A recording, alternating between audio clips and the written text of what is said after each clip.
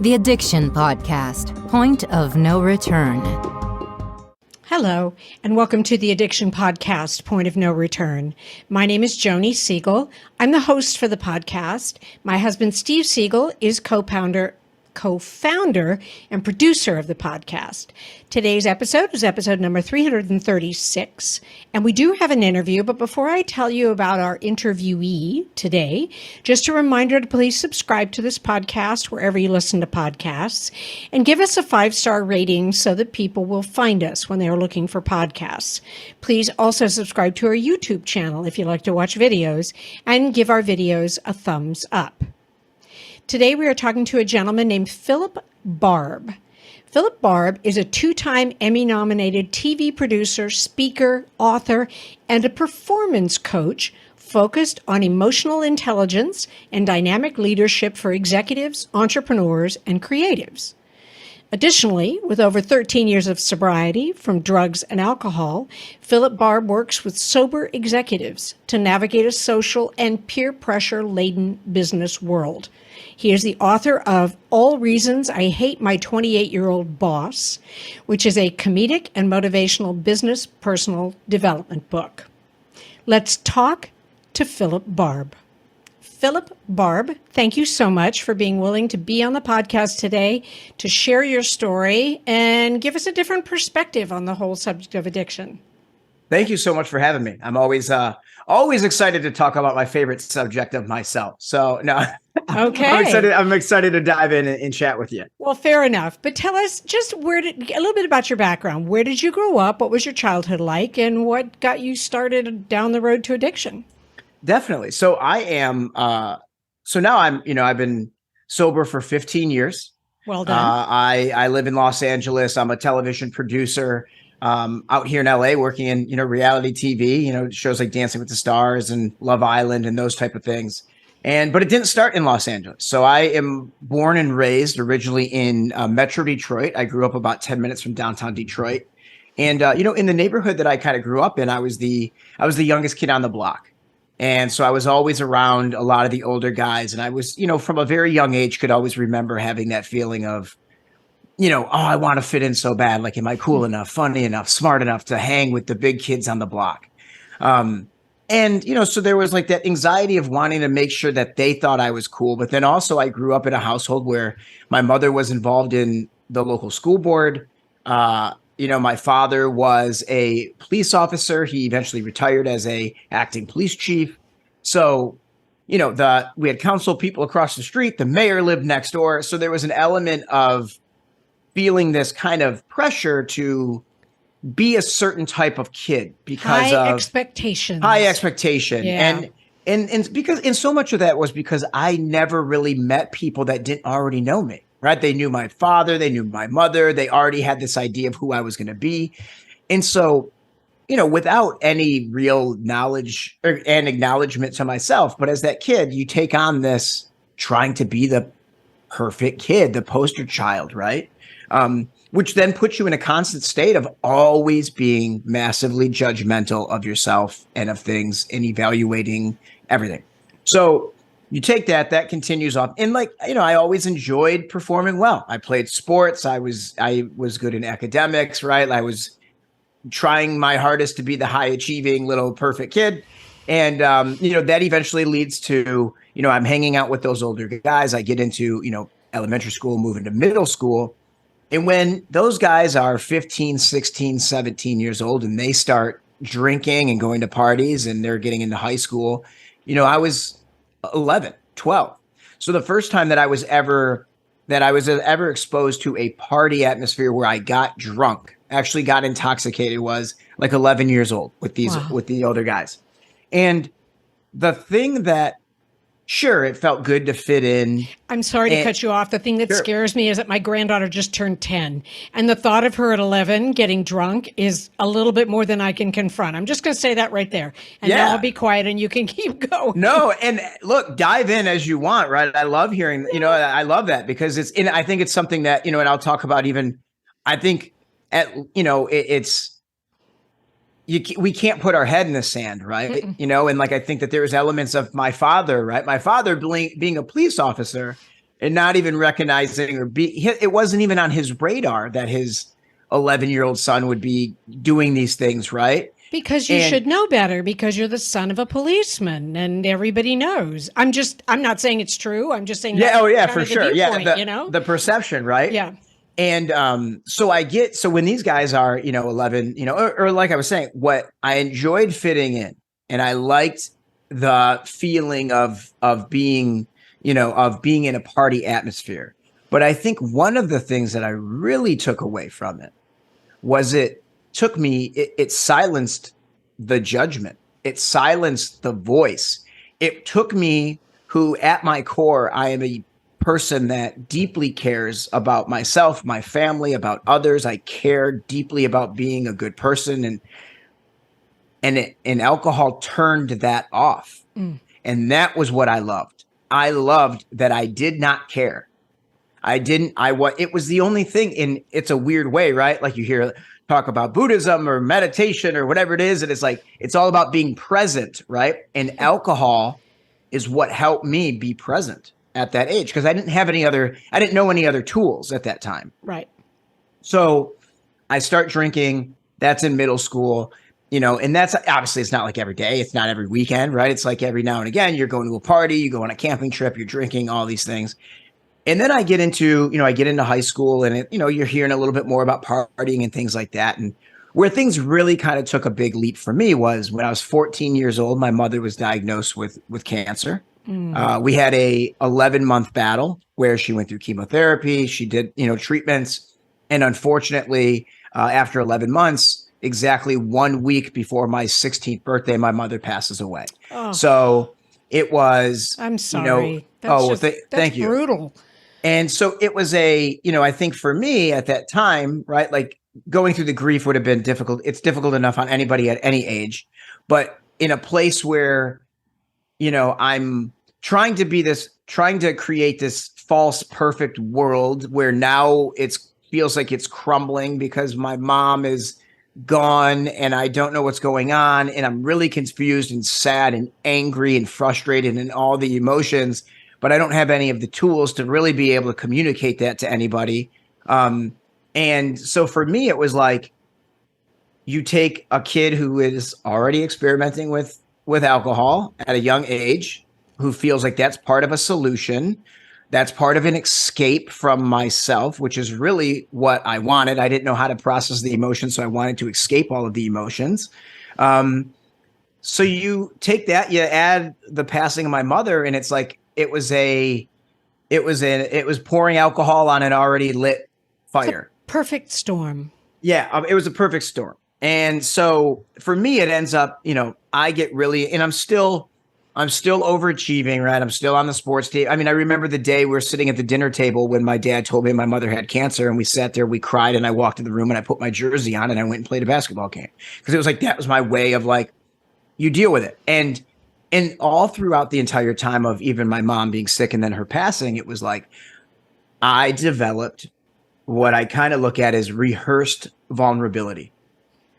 It was this idea that, and I think it happens to a lot of people when you go through any type of grief, there's such an outpouring of people reaching out and wanting to talk with you and wanting to be supportive that you don't want to have the same conversation over and over and over and over again.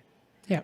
You don't want to tell every person, whether it's your father or whether it's some guy that worked with your dad 7 years ago, or whether it's somebody that used to know your mom and has all these, like, you can't shut down and ignore them. You can't, but you also don't want to dive in and tell them everything. So you start to become, well, hey, yeah, it's a really difficult situation and we're really sad that she's gone, but I just have to remember all the good times that I had with her. And we learn all the BS to say to where people would look and they'd go, man, Phil seems like he's handling this really well, as good as any could. And sometimes the hardest thing about getting someone into recovery is getting them to agree to treatment. Bobby Newman, a certified drug counselor with 30 years experience and an over 85% success rate as an interventionist, has created a series of 12 videos that you can use right now to learn every step to get your loved one to agree to treatment. Call 866-989-4499 today. and say the word podcast to get a 10% discount. Or go to newmaninterventions.com and type in the word podcast for a 10% discount. This service comes with a free 1-hour consultation with Bobby. And it was all BS. Like, it was completely, not intentional, right? I don't think it's anything that I'm like, all right, I need to sit down and come up with my fake statement of telling people things. It's a coping mechanism. And 100%. I get it, because now everybody wants to talk about how sad it is that your mom died. Yeah, your mom died. Yep. Yeah. It's a coping thing. Yeah. And grief in a lot of ways, right? Like, people are terrible at grieving and supporting people through grief. And it brings out unresolved grief in others. It's the amount of times that you'd have somebody that, an unhealed person that wanted to tell the story of their mother or their father or their situation or what happened to them. And it's like, hey, there's an appropriate time for that. And that appropriate time is not me when I'm 16 and you're telling me this, and it just goes to show, like, there's so much that I always recommend to people. There's a great book called The Grief Recovery Handbook, which I love. And it was a great one. And I think there's just so many things that people do incorrectly out of a place of wanting to be helpful, but not being helpful. So anyway, I developed this idea of this kind of rehearsed vulnerability. So I'm going through life and I'm still overachieving, doing well in sports, honor roll, National Honor Society, is getting ready to go off to, go to college at Michigan State. But I desperately loved and was waiting for the weekend to when I could escape that person that was constantly sad deep down, angry, frustrated, that was just trying to do his best to mask everything. And in a lot of ways, it's like, I think it wasn't nearly as much that I was trying to mask it from other people. I was trying to mask it from myself, and I think that, and it was like, I didn't want to feel like, I didn't want to be the kid with the dead mom. I didn't want to be I didn't want that to be the reason that I was different than everyone, that I was different than my peers, was because of that. Or have that be the reason people are interested in you and want to talk to you. What's it like to lose your mom? I mean, that's just not how you want to be known, especially not when you're a teenager.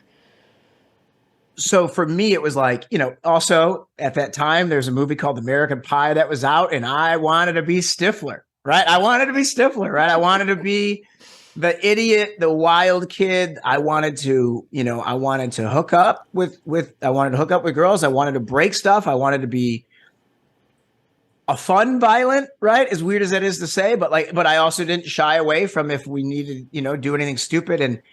And I fed off of that idea of being like this crazy kid. Where it ended up for me was, so at 18, I crashed my car drinking and driving in Detroit. At 19, when I'm up at Michigan State, I get arrested for minor in possession of alcohol. At 20, I get arrested again for minor in possession of alcohol.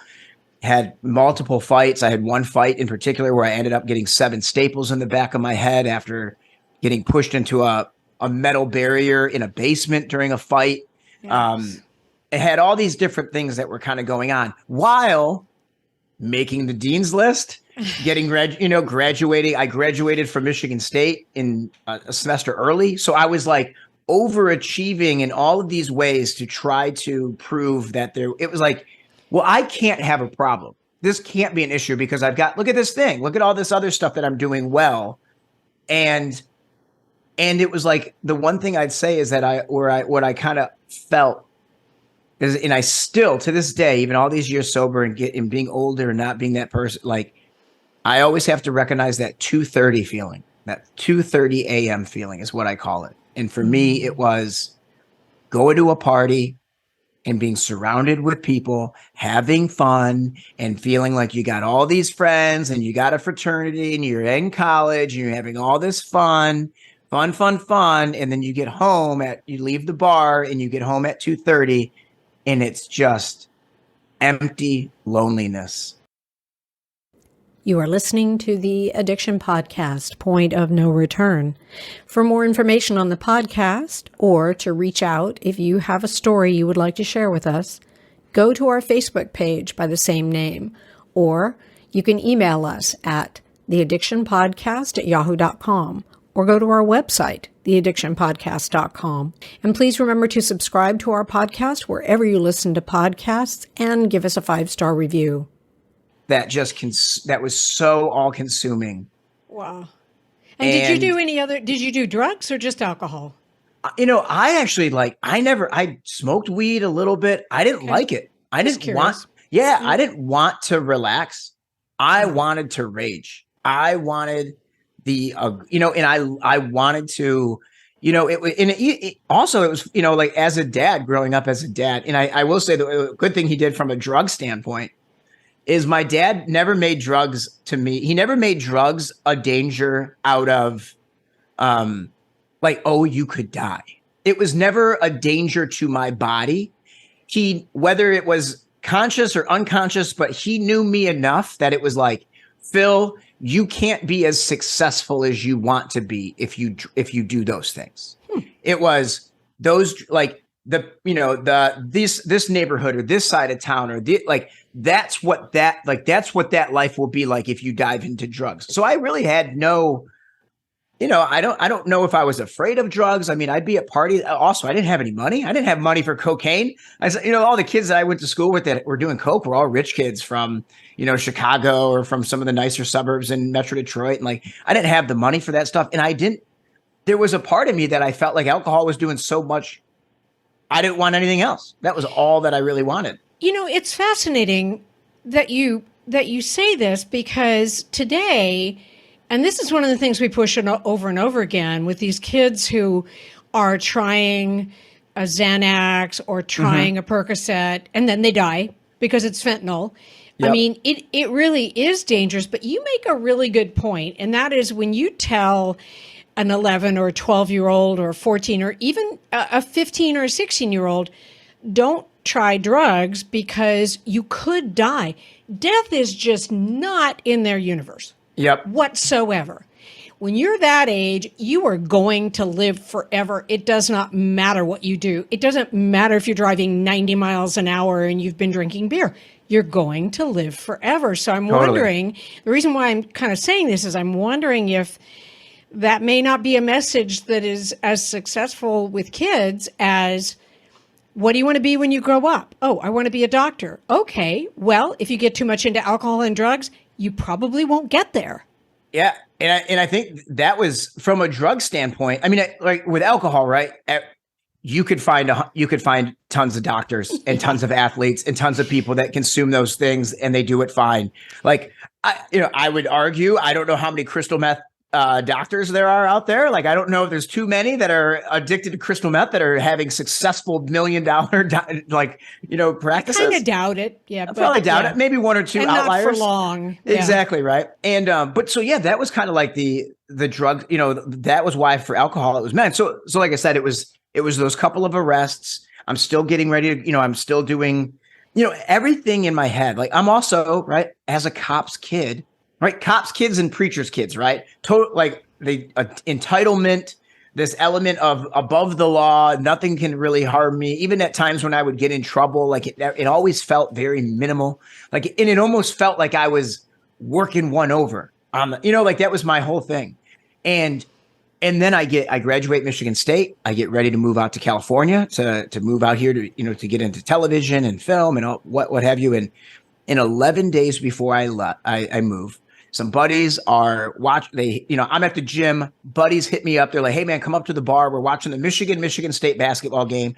And in my head, I'm like, of course, I want 1 beer, 2 beers, hang out with my buddies. I'm getting ready to move. I want that 11 a.m. phone call turned into me getting pulled over 14 hours later, blowing a .29 or .28 or something like that, and getting arrested and getting a DUI. And in the town where my dad was a retired police officer from the newest cop on the force that didn't recognize the last name. And it was in that moment, right? I had just graduated college. I thought I was moving. I can't leave now. I've got this court case that's now sticking. And now it's like I'm in trouble in a big way at home. Not a way at school, not a way where I have others it felt like all these things came to a halt. You're not moving. You're now out of school. You got to figure out a job. Like all this stuff was going on at one time. And that was when I got into 12-step. And and to be honest, I started going at first because I felt like, oh, hey man, like they're probably going to make me go and I can start going and it'll look good to the judge. But I can remember, so I was walking home from the police station that night or that next morning after I gotten arrested. And I grew up like less than a mile from this thing. So I'm walking home. It's like probably 7 a.m, right? On a Monday. And I'm walking back home and first thing I do is I call the kid that was going to take the road trip with me. And I call him and I'm giggling, ha, ha, ha. Hey man, like, hey dude, hey, can't go to California anymore. He goes, why? What happened? And then I lose it. And I start crying on the phone, telling him what happened. And he's like, dude, go home. Because I'm just walking around at this point. And I remember there was thoughts in my head of wait until the bar opens and don't go home yet. Go get drunk. And it wasn't from a place of, I want to escape this feeling. It was, I want them to know how much I hurt. And I think there was so much of me that at that age was doing so many things because I wanted people to see beyond the facade that I had created. I didn't want them to see me as the athlete, as the good student, as the perfect kid, as the kid who was handling things so well, the kid with all the opportunity that's going to go off to Michigan State and do all and make us all proud. I wanted to be seen as the broken, sad, lonely kid that didn't know what the hell was going on in life. But I didn't know how to show that. I didn't know how to allow people I didn't know how to let people support me. And so I think there was elements of like, to transition, like that was what was so special when I got to 12-step, was experiencing men and women of AA who were so open and loving and caring, and it had nothing to do with me. Right. Everything in my eyes, I always needed to prove and I needed to earn. I needed to earn your respect and your love and your admiration, and I needed to earn blah, blah, blah. And walking into those rooms and having people share such love to me and it had nothing to do with me. And it was because of the type of who they had made a choice to be. Yep. And it was just so special. And I think that was like, the court case got me there, and trying to hack the system got me there. But it was the love and appreciation and connection with a stranger. Yeah. That is really what allowed me to start to unpack all the sadness and pain. And now I could say like that was the last day that I drank, was that DUI. It's been, over 15 years now. And as we say, that was your point of no return. Yeah. Yeah. And so you've been clean and sober. You've been clean and sober how many years now? So January was 15 years. Wow. I mean, just very well done. We've talked to so many people in recovery, and I always say that because I don't have my own experience with being addicted, but I know it's not easy to stay clean and sober. So I think it's a huge accomplishment. Well, thank you. And I think that there's a lot of like, it's been a lot of things, right? People always ask like, how'd you do it? And it's like, it's been a lot of stuff. It was like, early on it was ego. Like I didn't do everything right. Like I was 22 years old when I got sober, and I was trying to, I had been DJing in and out of nightclubs and bars for a couple of years at that point. I started when I was 17. So like, I was also 20, and like I said, 22. I didn't want to go lock myself away, and everything in AA was always about, change the people, places, and things. And I was like, I can't go be a hermit, man. I can't go, I got to live my life. I got to get a job. So, I still put myself I think it was partly my ego that allowed me at times to be like, no, I don't drink. I'm going to go into these clubs. I'm going to go into these environments. I'm going to be around, I was around people that were doing, were drinking and doing cocaine and smoking weed. And I was around that, but it was like enough of my ego at the time, which I would never recommend that for anybody. Definitely not anybody young in recovery. I would definitely not recommend it. That's funny. But I think that there was an element of, I also think that like there is a part of, I was getting so much. Like I was so frustrated in a decent amount of pain at that time that when I got sober, and I knew I was doing it for different reasons than other people, that like when I started getting help and, it was such a benefit, and it became kind of part of my identity, especially at 22, when you're starting to kind of really figure out who you're going to be as an adult. Right.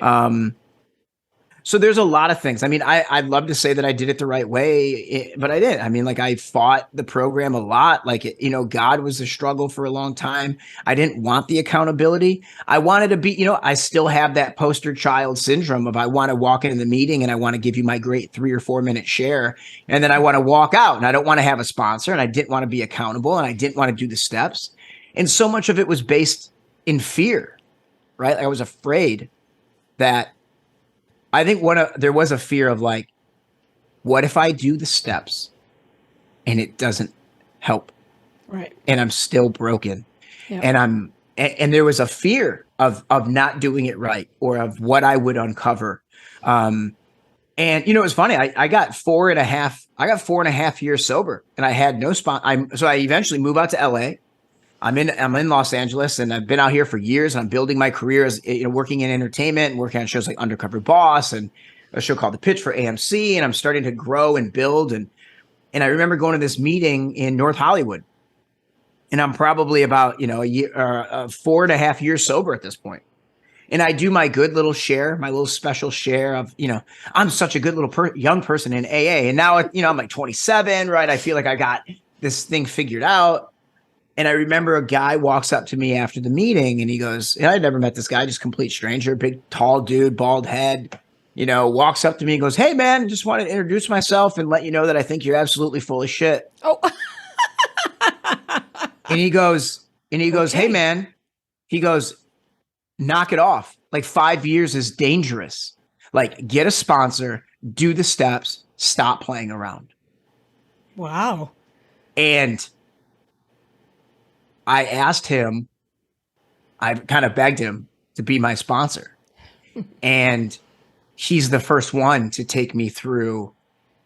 And it's like, I wanted so desperately for someone to see me beyond the fake facade of having it together that I was giving everyone. And whatever it was, whatever the reason it was, whatever he saw in me in that day, whatever was in that share. Remember, he worked at a rehab facility. So maybe it was like, oh man, he had those goggles for seeing the BS, and he saw it. Yeah. But I mean, I told that man things that I had never even spoken out loud before. And I shared with him the shames and the fears and the sadnesses. And like, that's the power of a stranger. I mean, that's a stranger walking up and being bold enough to speak truth into my life. And the power of I lost the word, not mentor. What do you call them? A sponsor. Sponsor. The power of the sponsor. You can't. Yeah. Yes, you can do it on your own, but it's going to be better if you do it with someone. Well, here's the thing. You don't have to. Right. You could do it. You don't have to. And I think that's the, and now I get to sit, like this week, right? Like, Monday I was at a meeting with my sponsee, and then Tuesday night, it's like I'm at a meeting and my sponsor is part of that meeting. My sponsee is part of that meeting. Like I sit in this room now. I've had the same home group now in LA for over 8 or 9 years. And I sit in that room and I look around that room, and those are men. I go to a lot of men only meeting, and they're men that I can look at and be like, I remember when he was sharing about his wife getting cancer and now she's gone. But I've seen him week in, week out, and he's here and he shows up. And this guy shows up every single week, and he's the guy that unlocks the door, and he's the one that does the coffee. And it's like there's such a powerful thing, because for years and years and years, I danced around. I'd go to this meeting and this meeting and this meeting and this meeting, but I never really got plugged into a specific meeting. Right. Because it was a Phil show. Right. It was I'll go when it's convenient, blah, blah, blah. Getting plugged into a system where I have roots, where like my sponsee is going to ask where I was at if I didn't show up. My sponsor is going to check in with me. Guys are going to want to know, my entire life isn't AA, right? I have a lot of different pockets of the world, but like that's a very important part. And I set my life up to where it's not just, I go when Phil wants to go or when Phil needs it, because I will always prioritize other stuff. Yep. Well, you have a commitment now. You have a commitment to your sponsor, and you have a commitment to your sponsees. And I just think that the value of relationships is something that is huge. Whether you're in recovery, no matter where you are in life, you have to have relationships with other people. I don't know who said no man is an island, but it's true. You're not going to live a good life if you're just off there all by yourself. So and isolation have to have relationships. Yeah. Isolation is so dangerous for most people, definitely for addicts and alcoholics. And I will say, the one thing I had this discussion with somebody one time where there was a frustration I had where, I attend church, and half the time I feel like I sit in church and I like rip apart the sermon, right? That's just how my brain works, right? I think I'm smarter than everyone. I want to destroy it, blah, blah, blah, blah, blah. I've got issues. And no one said I was perfect, right? Other than me. But I remember there is, you'll hear sometimes people will talk about the void. We hear the void, right? That people feel, that internal void. And that void is what marketers attack us with. So every time you watch it, it's how they find our pain, and they tell us that whatever they're selling is what's going to cure it, whether it's especially pharmaceutical companies. Right? Oh yeah. Pharmaceuticals, whether it's that new car, that new house, that new trip, whatever it is. The idea is to find the pain point and then somehow turn your product into the thing that's going to solve the void. Right. The other thing I've heard other people talk about, that the void can only be filled by God, right? I've heard and I've heard people say that, God created the void in us so that it would be filled by him. And I personally don't want to believe in that. I personally believe that my God, my higher power, is bigger than creating me incomplete so that I needed him. I don't think that he's that codependent. I don't want to believe that my higher power is codependent. But so it got me in a conversation with some people. I'm like, well, what is that void? And the best answer I can come up with, and I'm not a psychologist, I'm not an expert. So you take it. This is just, the gospel of Phil, right? Which is, take it or leave it. I think the void is only filled with community. I think that is what it is. And that includes everything. That includes your friends, your family, the people that I think the void is wanting to be connected. It's connection with another person in a real way. And you can look at life, and we can look at a lot of things in our society, and it's like, how can you argue that is not what we are chasing so desperately? We are it is. There was a movie I watched recently where it was talking about a lot of people. It was I'm going to come off sounding like the super Christian guy who's preaching it, but it's like, the Jesus culture. I was on a plane flying back somewhere, and I saw the movie, and there was an argument. He's about the 1960s and about the movement. He's like, he's talking to a guy who was like very anti the hippie movement, anti-drugs, anti-alcohol, anti-partying, love, sex, rock and roll. And the guy was like, how can you look at that and not see what that is, and not see that for this longing to be connected with something. They are searching for God. whatever you want to consider God or however you want to look at it. For me, higher power, you know, I had a lot of anger towards God. So it was easy when I came in to call it higher power because I didn't need to define that as much. It was just, but we're seeking, like we have that void and we're trying so many things, whether that is the money or it's money, sex, porn, like the social media, prestige, we're trying to fill that piece of us that feels small and empty. Yep. My 2:30 feeling, my 2:30 a.m. feeling. Yep. And it's like the only thing what really makes that feel whole is like sitting on the back patio with my dad. Yeah. Yeah. I get it. It's last night, my buddies come over and we have a little makeshift, you know, a little propane tank fire, and we hang out and smoke cigars and we sit and we chat and we talk. And did we solve the world's problems? Hell no. But did we get filled for at least a couple more days of love and joy with our friends? And I think that's the one thing that I'm trying to get better and better and better at. Is so often we get sober and we're all hunting for that magic door. The magic door you walk through and you never have a problem ever again, or the one solution that's going to be the solution forever. The one shower I get to take that I never need to take another shower ever again. Good luck with that. Okay. Is that right? And Tell me when you find that. Totally. Right. And it's like, and then I have to remind myself, it's like, Phil, you tie your shoes every day and you don't lose your mind about it. You don't sit there and cry every time and go, why am I tying my shoes again? I must be doing life so wrong because I shouldn't have to keep tying these shoes. It's like, hey, you tie we call it one day at a time. Yep. Or we call it the daily bread. Yep. Or we call it the daily reprieve. It's daily. Yep. It is. And there's joy in that. There's joy in not needing to figure everything out. And like, I still want to. I still have times where I have to remind myself, like, my default is not being here and being present. Yep. My default is some, you know, I'm 37 and single, right? My default is some moment in the future when I meet my perfect person that I want more than anything. And oh my God, am I going to be enough for her? Am I going to be good enough? What do I need to do today so I'm good enough to prove to people on social media? It's like, bro, like that is, but and it happens. Like, I get it. I get it. And if we can just kind of, hey, you know what? I woke up today and I got up and the sky is still up there. Oh, yeah. And if that's as good as it gets today, that's not bad.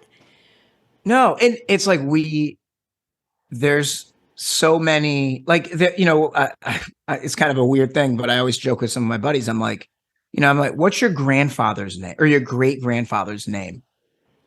And most people don't know. Like, I'm not talking like, hey, I don't think I know my great grandfather's name. Right. That's an interesting question. And so what? Unfortunately, I don't have a way to find out because my grandparents aren't living anymore, but oh well.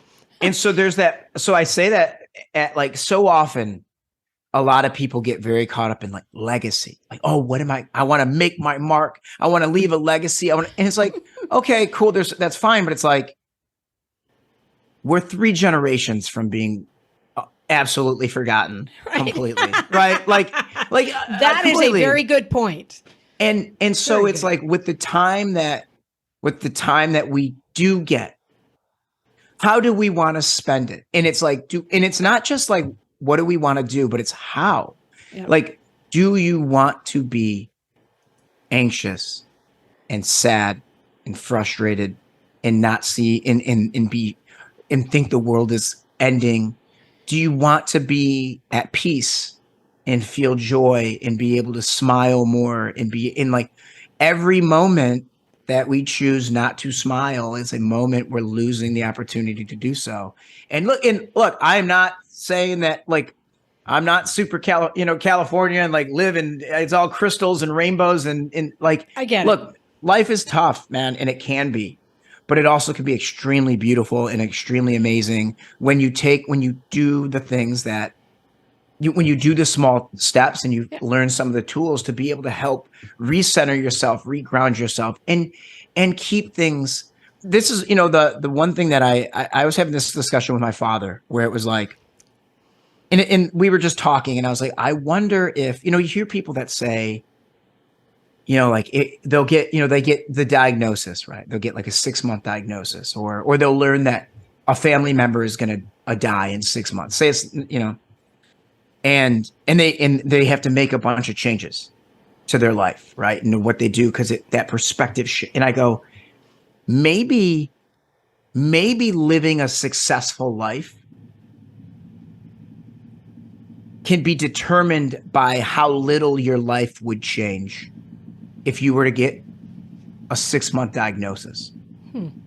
Like if you were to learn, I get it. I understand. It took me a minute to get it. Yeah. Yeah. And it's like, and I'm just, for anyone that's listening, and you live your life to the fullest, no matter what. No matter what. And the fact that, okay, now there's a time limit on it. You're still living your life to the fullest, but you've been doing that all along. I think that's a great philosophy. And of course, you're going to, of course, if you were 6 months, like things are going to change in your life, of course. But what I never want, what I don't want is I don't want to live my life a certain way and have something significant either happen to me or happen to a family member or happen to somebody that I care about. And all of a sudden, my life needs to completely be changed. Like if I have to completely revamp, like all that tells me is like when life gets to a place where what really matters, and I have to change everything, that means like, what didn't matter before? What was I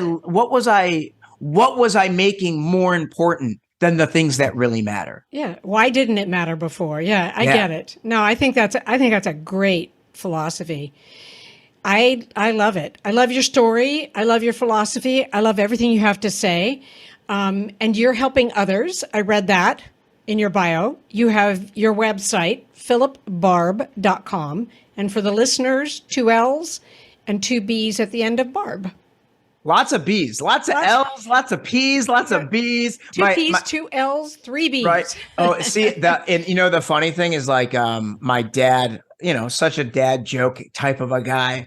And it was always like, people would be like, oh, B-A-R-B-B, 2 B's. He was like, no, actually it's 3 B's, right? Like it's always this thing, right? It's like such a ridiculous thing. But yeah, I mean, so if anyone goes, philipbarb.com. So I do personal development, one-on-one coaching. I also go and speak to, high school kids, college kids about, substance abuse, peer pressure, career development. And I always try to, I think the one thing that I try to be very high energy and I try to really connect with kids on their level. And the nice thing is no matter how much older I get or as I age, it doesn't matter because my story is at the same time where they're at, right? It was when I was 14, 15. So it's easy for me to tap back in and get to that place. Yeah, you weren't like a guy who found drugs at 40 years old. And exactly. So it's a little bit more reality on that. Exactly. Yeah. So it's a little bit more relatable to them. But the thing that I even say is like, I talk about substance abuse, but like the message isn't, I'm not dare. I'm not just don't do drugs, kids. Like that's not my message. Like my message is so much more about the emotional side of things, because look, not every 13, 14, 15, 16-year-old kid is out doing drugs or but like all those kids are dealing with insecurities and are dealing with that void and dealing with that part of them that doesn't feel good enough or confident enough, or because we're humans and we all have that little void, right? That we feel, whether it's a real thing or whether it's just created. Right. But I think that what I say, and I talk with parents about this a lot, because so often parents will be like, well, I told my kids they could talk to me. Like I told them they could go talk to the counselor. And parents think that just offering that is enough. And it's like, you can't just tell children, adults, but children really need to have behaviors modeled for them. They need to see what it looks like. And so if you just go, hey, bud, like, hey, I love you and I care about you and I'm not going to be angry. You can share with me, right? Cool. And then a parent goes, well, they know that I'm there. And it's like, but have they seen what it looks like to be authentic? Have they seen what it looks like from you? Because when I was a kid, I just thought I was going to get in trouble.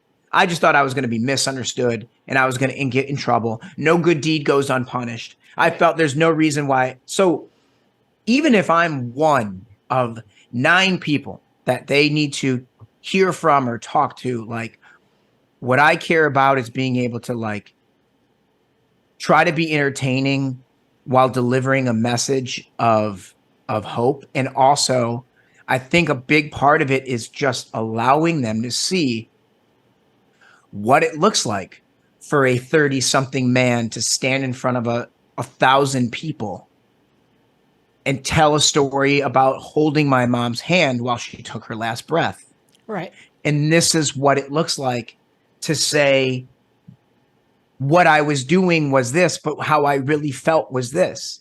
What I really felt was lost and just like I didn't know where. And like there's just power in the ability of us to be real with people, because we live more now than ever. We live in such a fake world. Yep.